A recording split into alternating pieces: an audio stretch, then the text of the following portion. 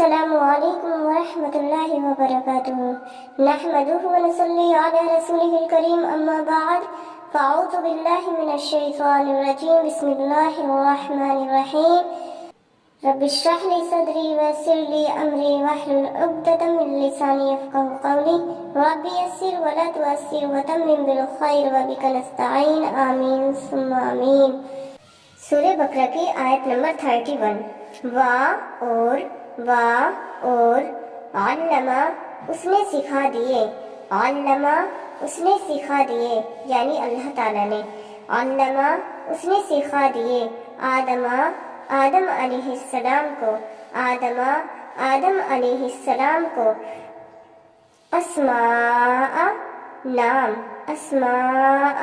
نام کلہا وہ سب، کلہا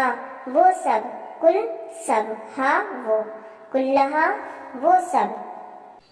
ثم پھر عرضہم ان کو پیش کیا، ان کو پیش کیا علی پر الملائکتی فرشتوں، علی الملائکتی فرشتوں پر، فقال پس اس نے کہا، قال اس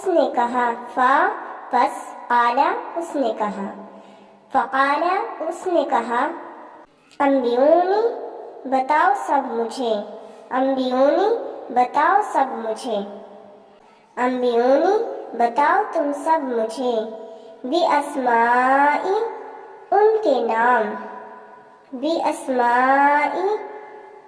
نام ہؤلاء ان کے، باسماء نام ہؤلاء ان کے، ان اگر کنتم تم ہو صادقین سب سچے،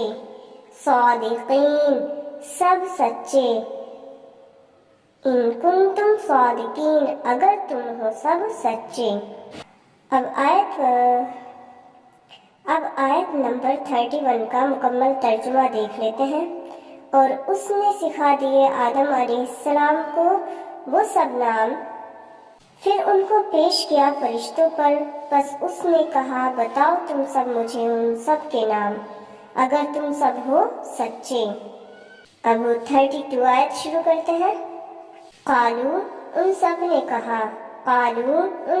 کہا سبحانکا تو پاک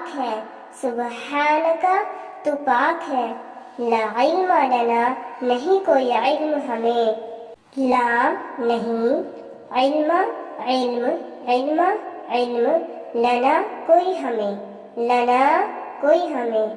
لا علم لنا ہمیں کوئی علم نہیں، لا علم لنا ہمیں کوئی علم نہیں، الا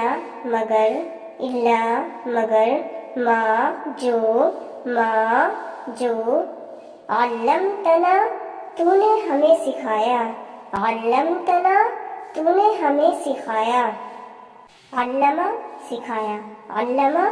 سکھایا، تنا تو نے ہمیں، علمتنا تو نے ہمیں سکھایا، انکا انت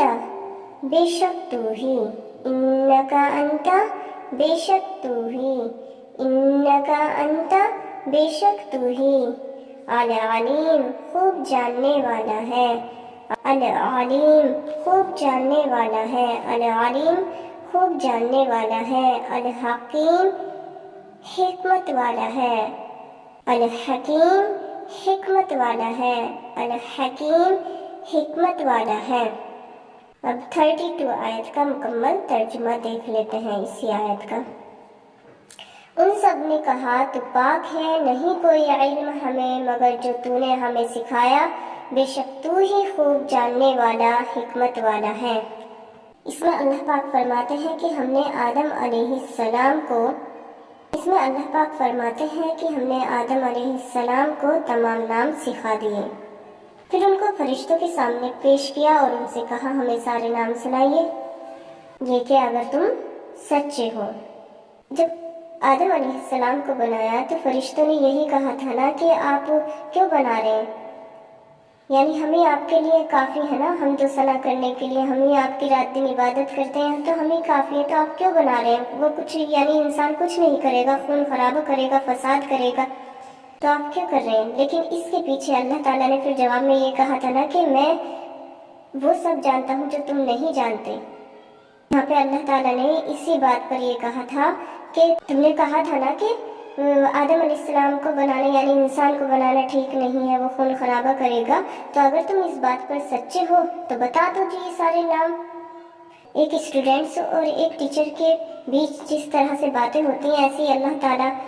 کے بیچ اور فرشتوں کے بیچ بات ہو رہی ہے، یعنی فرشتے اسٹوڈنٹس ہو گئے اور